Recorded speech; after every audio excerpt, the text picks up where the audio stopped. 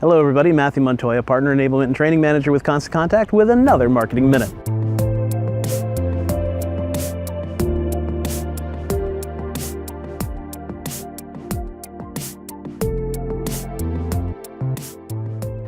You know, I've held thousands of webinars in the last 10 years and I've learned a thing or two. Things I'm going to share with you today, both how to host a great webinar and how to convert from one. So let's take a look. Let's start with a review of what we'll discuss. I'm going to talk about the gear and the kind of software and hardware you might want to use to have a successful webinar, especially around conversions. I'm going to really lean into the importance of prepping for your webinar. We'll talk about the day of hosting, how to position your call to action to get results, and the all-important follow-up. So let's start with gear. So now do know as I show you this is the gear I use, not necessarily the gear you have to have. I'm going to talk a little bit about the pros and cons. All of this is built around my experience and my experience with my gear. So as far as webinar software, Constant Contact provides me GoToWebinar. You don't have to use GoToWebinar. I know that there's lots of different kind of price points out there. This is what I happen to use and have the most experience using. I have used WebEx. I found that it wasn't as feature-rich to me as GoToWebinar, but honestly, I'd be willing to bet that a lot of what I talk about is applicable. Most of what I talk about is applicable. There might be a few things that other tools may not be able to do. And I'm going to do a walkthrough of GoToWebinar just to highlight a few of the tips that I share here. You're not necessarily required to use GoToWebinar. Now, as far as GoToWebinar, and assume that this is in line with what you'd find with most other webinar tools, GoToWebinar suggests a couple of things. So first of all, GoToWebinar, if you go to their help page when you sign in, has a system check. It'll run through your system, make sure that your processor speed, your browser, and your bandwidth is high enough to host a successful webinar. I can't suggest doing that enough, and I do that every single time I start a webinar to make sure there's no conflicts and potential problems with my bandwidth. GoToWebinar suggests 1 megabit per second. Remember, you're talking through the internet and you're presenting through the internet, so the wider the bandwidth for your output, the better the experience will be when they're watching it. So it's going to be really important you pay attention to that. Close any applications you're not using so that your processor's running as fast as you can. Often little voice breaks and image breaks that occur during a webinar are not because of bandwidth, but because the processor's overloaded. Clear your browsing history and browser's cache, so you want to make sure that there's nothing that is inhibiting the flow of your processor and slowing it down. Can't suggest enough having a plugged-in connection. I know Wi-Fi is probably ubiquitous. Most of you are probably using Wi-Fi in your home office or in your office. If you have the ability to plug into the router, I highly suggest that. Hide any shared webcams or any other kind of Internet of Things that might be drawing internet bandwidth out from your router. Make sure that if you are doing a presentation, you make sure if you're working in an office with several people that they limit their web use during that webinar. It can have an impact. Check your computer for updates. Make sure that it's updated. Certainly don't want to have you have to go through an update during a webinar. I've seen that occur. I have personally not had that happen, but I have seen webinars where that occurs. It's pretty embarrassing. And also, you'll make sure that your system is as up-to-date as possible. Restart your router to make sure you're clearing out any issues there, and make sure that your browser is up-to-date. Now, can't stress enough the importance of a mic. This is what I use. It's a company called Blue. Brand is Blue. Product is called Snowball. It's Blue Snowball USB mic. Do you have to go out and spend $60? No, but the microphone is the most important tool of all. Unlike a live presentation where you have body language and you have the impact of looking people in the eye and patting them on the shoulder and working the room, you do not have that. All you have is your voice. The tool that captures your voice needs to be a tool that actually can capture the full richness of your voice. Your voice is going to be compelling people to take an action. You want to make sure that you're using a tool that captures that really well. Now, I know many people present with headset USB microphones. I don't prefer those personally. One, the microphone's usually a pretty small mic. It is not meant to capture the full richness of your voice. Secondly, it's often very close to your mouth and it can catch a lot of wind noise. It does not sound all that professional. If that's all you can do, that's great. At least you're getting the presentation out there. But if you can get a standalone USB mic that sits on your desk, something of that nature, that's great. And if you can get something, a piece of hardware in it, like the Blue Snowball, you'll be rewarded with a richer sounding voice. And again, your voice is everything when it comes to a webinar. Now, screen. This is my setup. This is what I'm actually sitting behind right now. You can see my mic. Now, you'll see that it's hidden by a pop filter, that little black circle in the middle. That black circle in the middle is something else I suggest. It's about $10. And what that'll do is cut down almost completely all the wind noises and the percussive noises of your lips, giving you a much more professional sound. I also have my mic on a swing arm that keeps my microphone out of my way and also prevents a little bit of bumping noise and things like that as I'm moving my mouse around the table, but I want to zero in on the screens.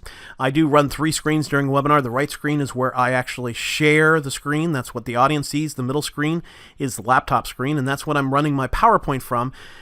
To me, the most valuable screen of all is the left screen. And do know this is just the way I set mine up. But the left screen is where I have all of the collateral I'm going to be using, so I can drag it over rather than having to have people sit there and watch me hunt for it on my one screen. So I have my browsers over there. I have any other collateral that I need to show, any other tools that I need to show ready to go. They're already open. I also run all of the GoToWebinar windows in that screen. So I have them all spread out so I can clearly see questions. I can clearly see people's names. We'll talk about the importance of that in a moment. Do you have to have 3 screens? No. But if you can do 2 screens, I highly suggest it. You'll be rewarded with a less frantic experience. Running a webinar from one screen, and I've done it plenty of times, is awfully hard. And one thing that I'm going to stress again a little bit later is because all you have is your voice and the visual, you want this to seem as professional as you can.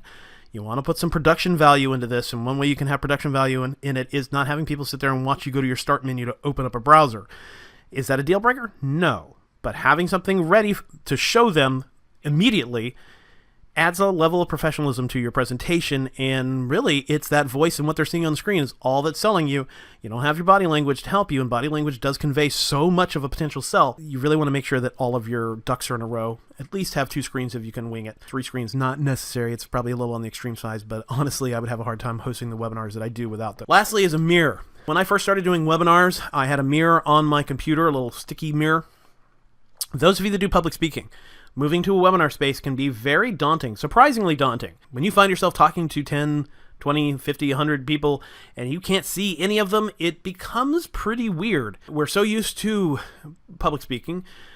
We're so used to reading off of people's body language and capturing their attention that when you have nobody to talk to, it can be very strange. I know plenty of able public speakers that come off on a webinar very quiet and monotone, where they are a dynamic public speaker in person, they get in their heads. It's a very weird thing. And so I encourage you to have a mirror where you can see yourself and see your facial expressions, smile at yourself as you're doing your presentation.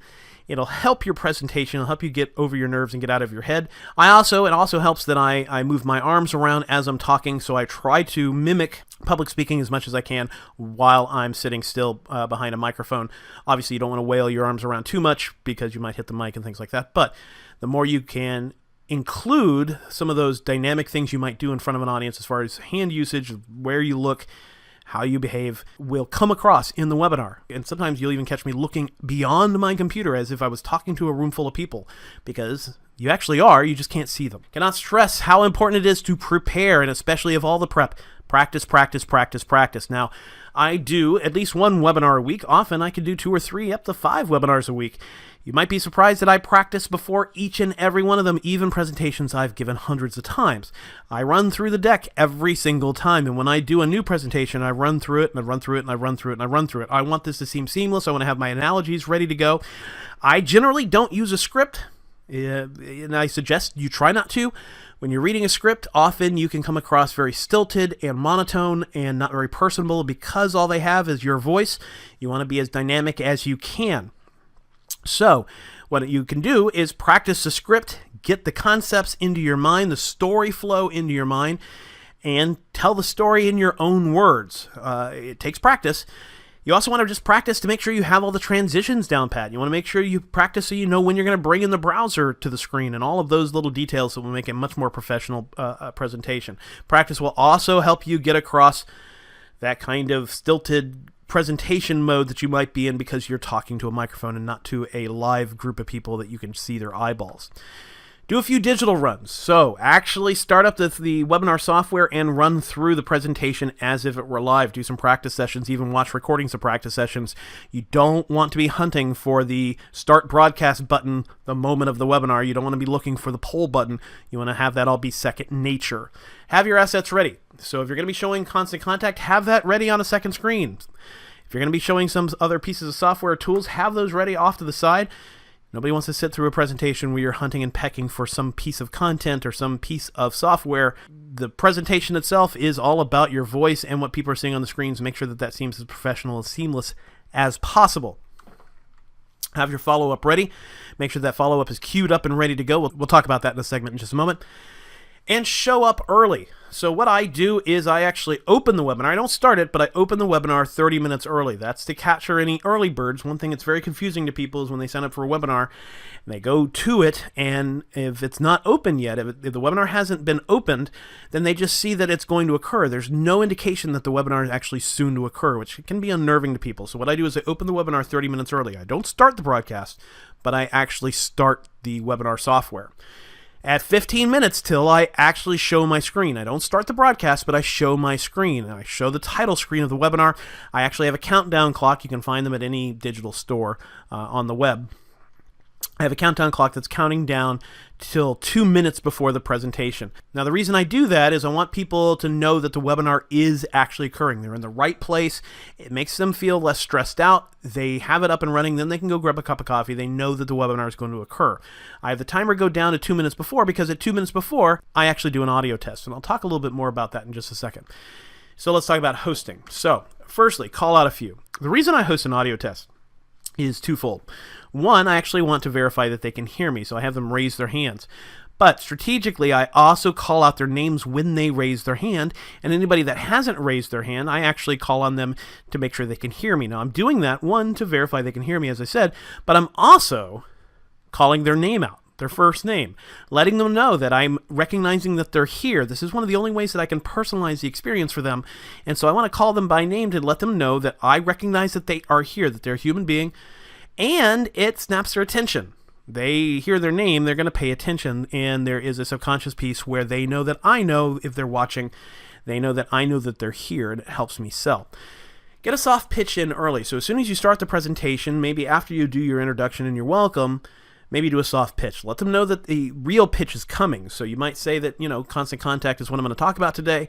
I have a great offer for you towards the end. Make sure you stay through.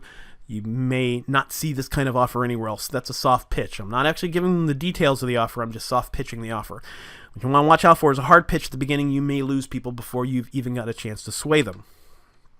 Can't stress this enough. Ask questions. Run polls. Be as interactive as you can. Make sure you're encouraging people to ask questions. They may not always, but constantly ask questions. You can even have a series of fake questions to answer during your webinar to encourage people to actually give you real questions. It'll make them pay attention to you, and you want to call their name out. Generally, I don't call out their last name. I'll just say their first name, and Jennifer says blah, blah, blah, and I answer the question, and I talk to that person as if they were sitting right next to me. You can also run polls in a tool like GoToWebinar. Polls are a really great way to snap people's attentions back and give you some insight into where they are in their lives.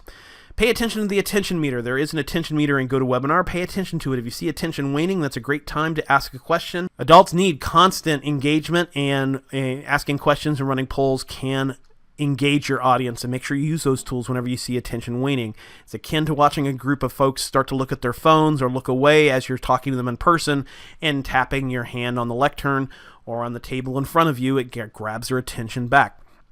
Answer questions as they come in. So as questions come in, pause and answer the question. Make sure you tell the audience who asked the question, call out their first name.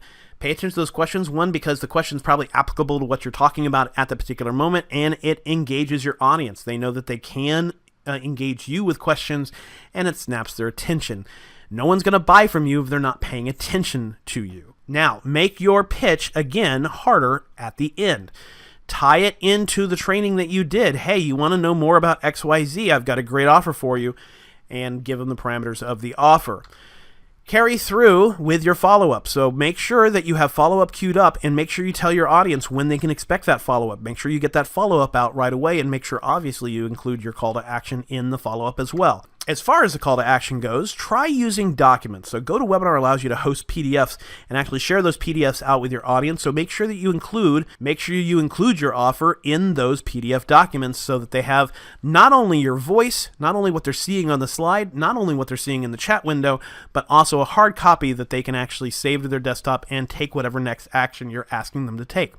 Have links ready to cut and paste. So what I do is I have whatever links I'm using in the presentation, including my call to action links, I have them in Notepad. In Notepad, I simply cut them from Notepad and paste them into the chat window. People can click on hyperlinks in the chat window and go do what I want them to do. Try using automation to potentially provide a recording. So what you can do, and it depends on the kind of call to action you're putting in there, but you can have people, rather than getting the recording outright via email, you might have them go to your site where they can sign up for the recording. And then follow up with an automated piece of email as soon as they sign up for that recording. Great way to capture people's email addresses. Of course, you'll already have their contact information because they registered for the webinar, but knowing that they went to your site, knowing that they signed up to get the recording, you now know you have a much more engaged person than the typical viewer. Webinars are a great way to drive people to a physical event. So do know, and I want to set your expectations, it's very hard to convert monetarily from a webinar. I have done it, but you got to think about it. They're watching a webinar. They can't really multitask too much. They can't open up too many screens. They're very unlikely to pull out their credit card right there while you're doing the webinar unless the offer is just extreme. So what you can do, though, is drive them to a physical event. Webinars are extraordinarily good at driving people to the physical next step where that's where you ultimately sell them. Webinars are great advertising tools, so consider doing that. Don't overdo it, so do not oversell during the webinar. I've been to plenty of webinars where the presenter spends 90% of the time selling themselves, talking about themselves. Make sure you share valuable content. We'll talk about that in a second.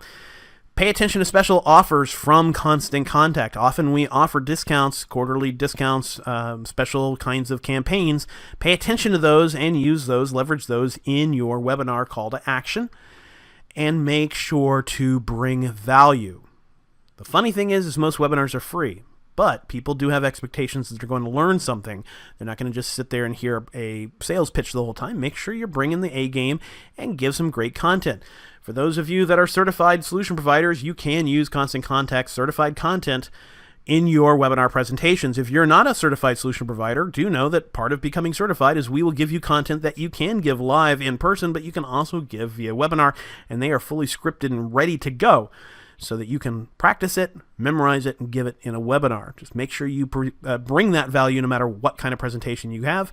Do know that our certified content is guaranteed to bring a level of professionalism and expertise to any presentation you give.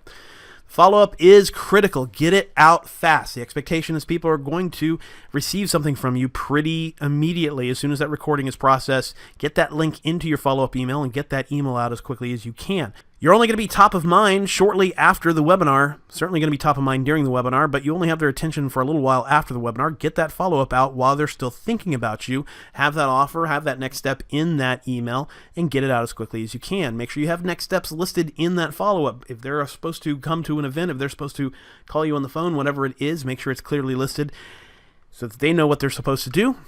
Follow up with non-attendees even faster. Do not fall into the trap of assuming that somebody who didn't attend your webinar is not interested. Often people register for webinars assuming it's recorded.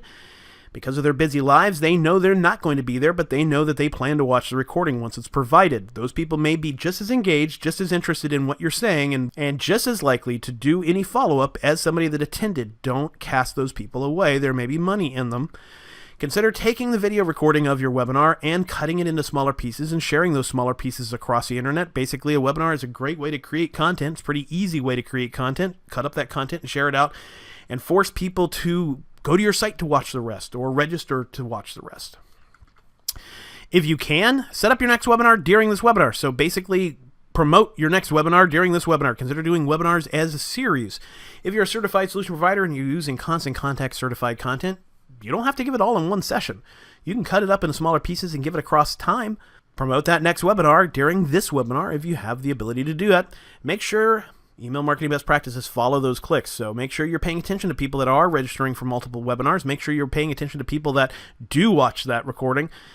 Make sure that you're following up with those people, because anybody that's taking 2 steps or 3 steps in the process, signing up for a webinar, watching the recording, and going to your website, that's likely a service lead for you. So bare minimum, that's going to be somebody that you can share your referral link and have Constant Contact do the conversion for you. Make sure you're very proactive on your follow-up. Now I want to show you just a few of the things that I do to make sure I have a successful webinar. Remember, my presentation has to be as professional as I can make it to actually get to conversion, and I utilize some of the features in GoToWebinar to do that. Now, Obviously, if you're not going to use GoToWebinar, if you're not using GoToWebinar, see what is applicable in whatever tool you're using to what I'm talking about. But obviously, I'm showing GoToWebinar here. So the first thing I do when I get the webinar open, again, I open the webinar 30 minutes early. It's to give me time to prepare the actual software. Now, what I do is I generally get rid of pieces that I'm not going to utilize. So I rarely, in fact, I've never done anything with a webcam. I could see some value in it. Of course, webcam is video. That's going to cause a lot of bandwidth usage. So you want to be really careful with video and webcams in that regards. So I get rid of that. Another thing I can get rid of, if I'm not doing handouts, I'll get rid of that. I'm just kind of streamlining some of the pieces in here. Now, the next thing I do as far as prepping is I pull each piece out and I expand it. Now, this is only obviously going to be good if you have multiple windows. I pull each piece that I'm going to necessarily need to monitor the behavior of the webinar. And so I pull out the dashboard, I pull out the attendee view, I definitely pull out the questions, and I have that ready and expand it out. And if I'm running polls, I'll pull that out, have that ready. And I also expand the attendee, or sometimes I'll have it out as well. All right, so let me talk about why each of these pieces. I have the attendee view because I want to see what they're seeing. I want to monitor what they're seeing, make sure that I don't have anything frozen, anything going on. And so I show that. Now, this is an example of a waiting room. So this is what people would see in my case.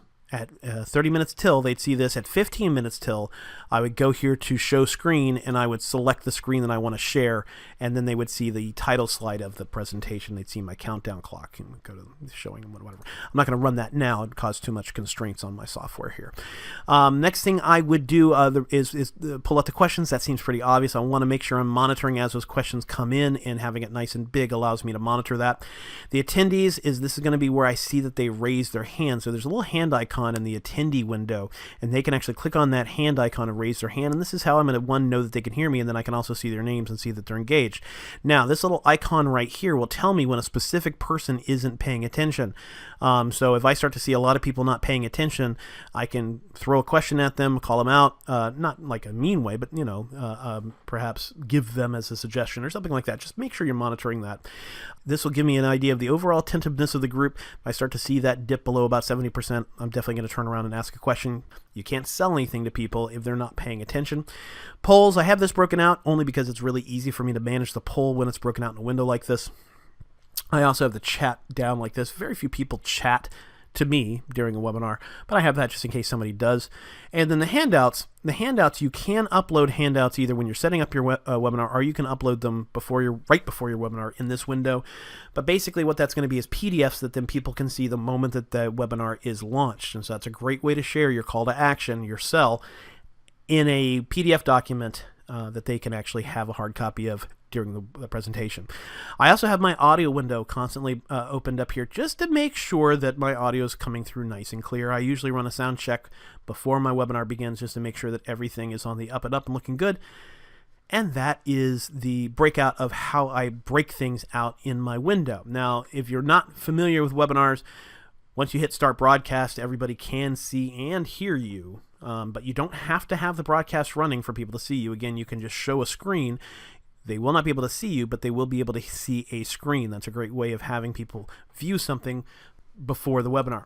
One thing you might want to consider is potentially having a little bit of contact information on the title slide of the screen. Make sure you have your website, your email address, anything else you might want to share on the title slide of your PowerPoint deck. That way, if you open the webinar a little bit early, they'll be staring at your contact information right there at the start. As I said, I will drop in links into the chat window. Those links will be hyperlinks when they receive them, and so they could take immediate action from that hyperlink in the window. Once it comes time to start the webinar, I start the broadcast, I do the audio check, I monitor people raising their hands, and then at webinar o'clock, whatever time that is that the webinar is supposed to occur, I start the recording and I hit the road. Make sure whatever you do, you always record. You write that in bold letters and stick it on your screen. Don't forget to record. Now GoToWebinar will automatically record, but of course it'll automatically record the moment you start the broadcast. So if you follow my advice and you do a audio check before the webinar, it'll capture that. So that's something to consider. As I mentioned, those of you that are certified solution providers can use Constant Contact content in webinars. And if you're not certified yet, take a look at the last Marketing Minute I did explicitly on certification. That's it for this week's Marketing Minute, everybody. We'll see you next time. Take care. Thanks a lot.